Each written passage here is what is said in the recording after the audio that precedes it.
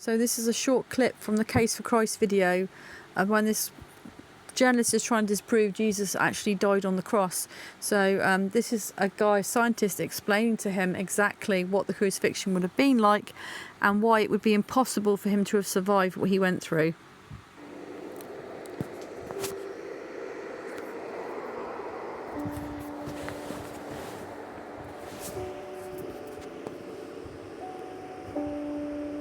Father, give Lee a new heart, put a new spirit in him. Remove from him his heart of stone and give him a heart of flesh. That's his wife praying for him to get saved. Here he is, arriving at the science place to go and tell him why he believes Jesus couldn't die and trying to get evidence. So forgive me for making you travel all the way out here, but when someone rings me up and says he wants to dispute the most significant event in human history, I feel it's important that we do it face to face, don't you? Yeah, that's fine. I appreciate your time.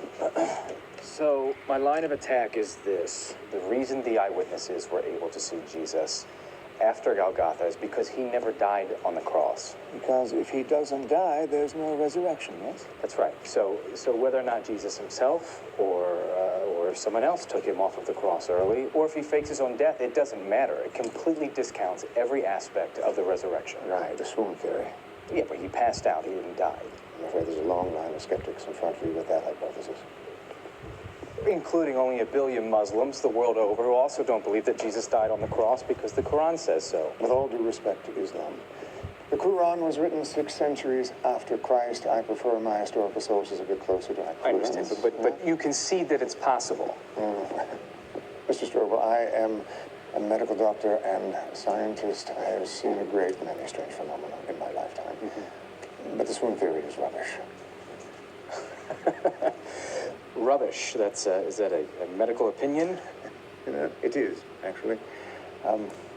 Swoon theorists tend to skim over the fact that Jesus was flogged prior to his crucifixion.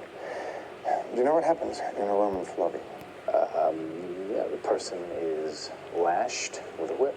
No, not lashed. Scourged and pummeled savagely.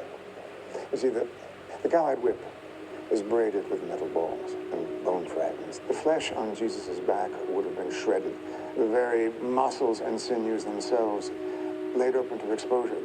The flogging itself would have left Jesus in critical condition from massive blood loss, which is why he collapsed under the weight of the cross that the Romans made him carry through town. Okay, so is it possible that Jesus survives being spiked to the cross? Yes, he could survive it, but it's child's play compared to what comes next in a crucifixion. Slow, agonizing death by asphyxiation. Anyway, the stress on Jesus' chest muscles would have locked his lungs into the inhale position. So in order to let the breath out, he would have had to shove himself up using his spiked wrists and feet, scraping his shredded back against the wood of the cross, and then sagged back down again in order to draw his next breath, which he would have had to have done over and over and over again, until utter exhaustion just made it impossible. And then inevitably, he dies, in theory, but let's remember, these soldiers, they're not doctors, okay? So maybe they took him off the cross and they thought he was dead, but in fact he wasn't. No, of course they weren't medical doctors, they were professional killers. And they were quite good at their job. They had to be. If a prisoner escaped alive, they themselves would be executed. Mr. Strobel, the crucifixion of Jesus is one of the best attested events in the ancient world. And, if you will, the final nail in the coffin, at least from the theory, is this. When the soldiers thrust their spear between Jesus' ribs, do you know what came out? Blood and water, which we now know is a description of pericardial effusion as a result of death by asphyxiation. This is not a condition anyone could fake.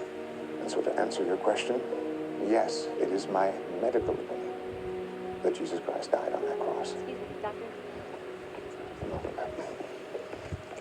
But I have a real problem with most of the experts that I've talked to here.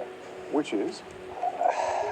which is that most of them are not impartial. And if I'm going to take a guess, I would say that you are not either. And you would be correct, sir. Though I have learned that most impartial travelers who undertake this journey rarely remain so. However, I can refer you to one of the most impartial sources that I know. Did you trust the Journal of the American Medical Association? Of course, it is a stellar scientific journal, and I will admit that. On the physical death of Jesus, clearly the weight of the medical and historical evidence indicates that Jesus was dead before the wound to his side was inflicted. Accordingly, interpretations based on the assumption that Jesus did not die on the cross appear to be at odds with modern medical knowledge. Doc, I gotta tell you, you're not telling me what I hope to hear today.